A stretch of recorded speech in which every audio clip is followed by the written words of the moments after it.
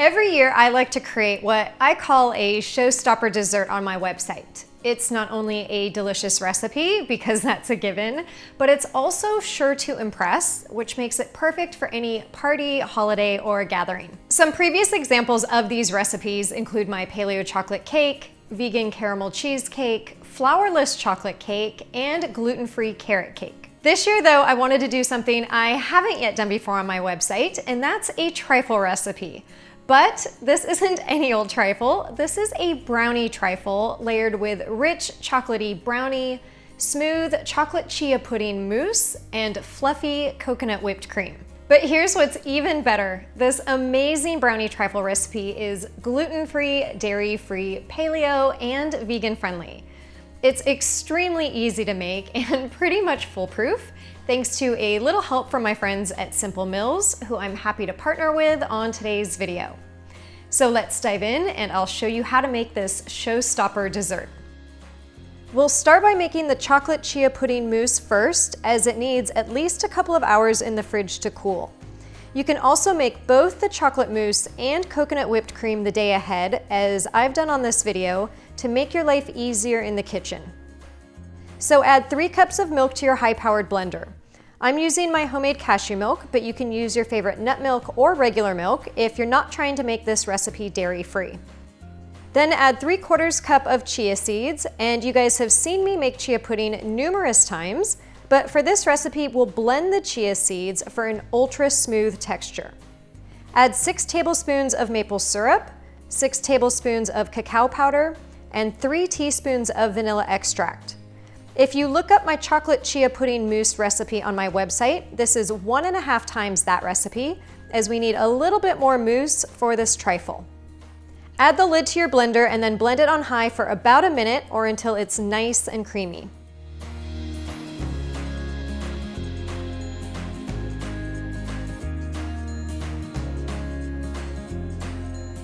You'll notice when you pour the mousse into a bowl that it's already nice and thick, thanks to the chia seeds, and it will firm up a smidge more once it's chilled.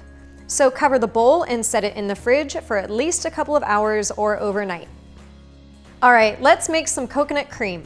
You need 4 cans of full-fat coconut milk that have chilled in the fridge at least 24 to 48 hours.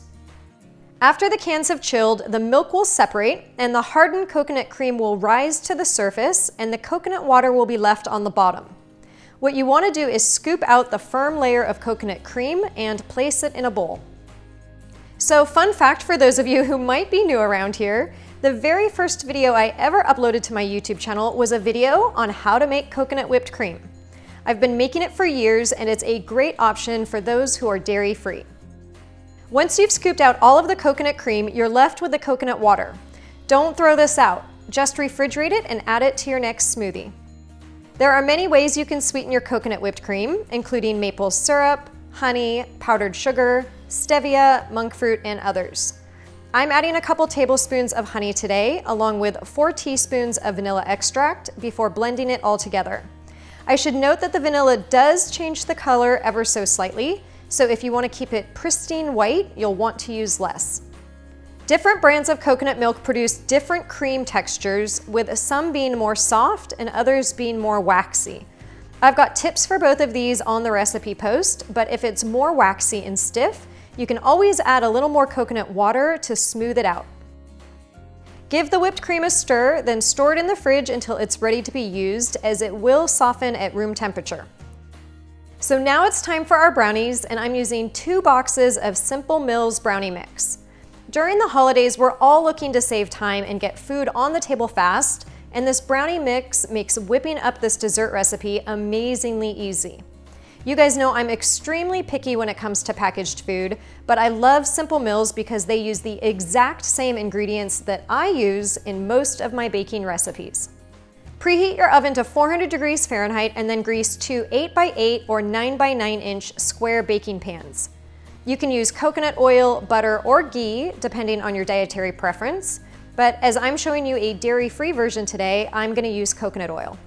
Whenever I bake brownies, I also like to use a sheet of parchment paper to line the pan, as it makes removing them super easy.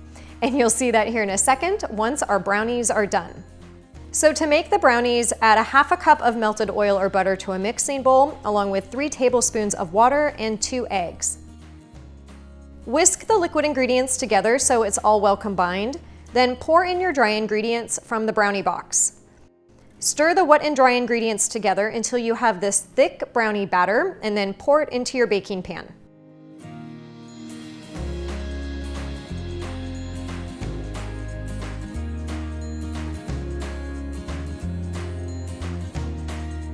One thing you'll notice in this brownie batter is that there's little chocolate chips in the mix, which just makes these brownies extra decadent and delicious. Use a spatula to pat the batter into your pan and get it into those corners. We'll repeat this process for our second batch of brownies and then pop them in the oven for 20 to 25 minutes. And just a heads up that if you cook 2 pans at the same time, they might need a minute or 2 longer. When you remove them from the oven, your kitchen will smell amazing and you'll want to dig right in, but do let them cool completely to room temperature. You don't want any residual heat in these brownies, or else they could melt the other ingredients when we get to layering. So once they're fully cooled, remove them from the pans and see how easy it was with the parchment paper, and then use a knife to cut them into 1-inch squares. This is about half the size of a normal brownie, but you want them more bite-sized to add to the trifle bowl. Now that we've got all of our components cooled and ready to go, let's get to layering. You can see that the chocolate chia pudding mousse has thickened up ever so slightly, and the coconut cream is still nice and fluffy. Add a layer of brownies to the bottom of a trifle bowl, and I'll link this one I'm using in the description box below. If you don't have a trifle bowl, you could use a large glass serving bowl as well. The goal here is to keep the brownies tightly layered next to each other, because wherever there's gaps, that's where the pudding will seep through. And we don't want all of our pudding to seep through the middle of the trifle if there's holes. So you can see I really squished those brownies together, and I'll even tear a brownie in half to plug some of those holes if they're too big. Use 1 entire brownie mix to create the first layer, then scoop half of your chocolate chia pudding mousse on top. Use a spoon or spatula to spread it around, and you can see how quickly the pudding finds those gaps. It's fine around the outside edges, and that's what gives trifles their beautifully imperfect look. But again, you just don't want it seeping all down through the middle. Next, layer about 60 to 70% of the coconut cream. Coconut cream is thicker and heavier than dairy whipped cream, so you have to be a little gentle when you spread this so you don't push it through the pudding layer. And then we'll repeat these 3 layers.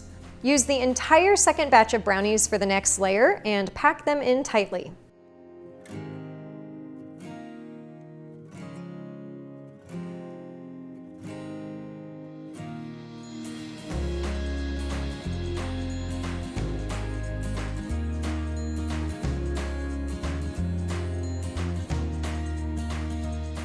Add the remaining half of pudding and spread it around to the outer edges. You can see that we're almost out of space in our trifle bowl, but we have just enough room to add a very generous dollop of coconut whipped cream on top. I like to add a big heaping amount in the middle, but you could certainly spread this out flat if you wish. And if you do want to spread it flat, then I'd recommend using 50% of the whipped cream on each layer. But we're not quite done just yet, because we need to sprinkle some shaved chocolate on top. Use a large knife to slice a chocolate bar into shavings, and I find this is easier if the chocolate bar is slightly chilled.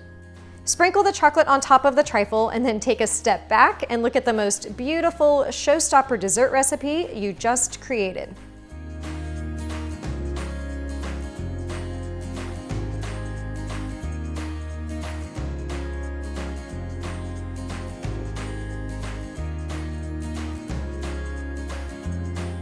The great thing about trifles is that they're easily adaptable, so I wanted to sneak in 2 quick variations because I just couldn't help myself. The first is making the trifle in individual serving cups, and the second is swapping the chocolate pudding for pumpkin pudding, which is perfect for Thanksgiving. I have mini trifle bowls, which are just the cutest, but you could serve this up in drinking glasses as well. And for this variation, I'm just doing a single layer of each ingredient. So I'll add the brownies and squish them in tightly. Then I'll add a generous spoonful or 2 of pumpkin pie chia pudding mousse. And if you watched my fall meal prep video, this is the same pudding I showed on that video. Add a dollop of coconut whipped cream and repeat this process on the other servings. If you make the large sized trifle, it serves about 12, so keep that in mind when making these smaller portions. And instead of using chocolate shavings on top, I thought it would be fun to crumble some Simple Mills cookies on top, and either the toasted pecan or crunchy cinnamon would pair beautifully. I just crunched the cookies in my hands and try to not make a complete mess on my counter in the process, but look at how cute these turned out. So whether you make the full-size trifle or the minis, use chocolate chia pudding mousse or pumpkin pie chia pudding mousse, and use coconut whipped cream or dairy whipped cream, I think you'll have very happy guests on the other end. I've of course sampled all of these variations, and I can attest to the fact that no matter how you whip it up, it's utterly delicious. I hope you guys enjoyed this trifle recipe, and if you did, make sure to give it a thumbs up, and definitely tag me in your photos when you make it, because I can't wait to see.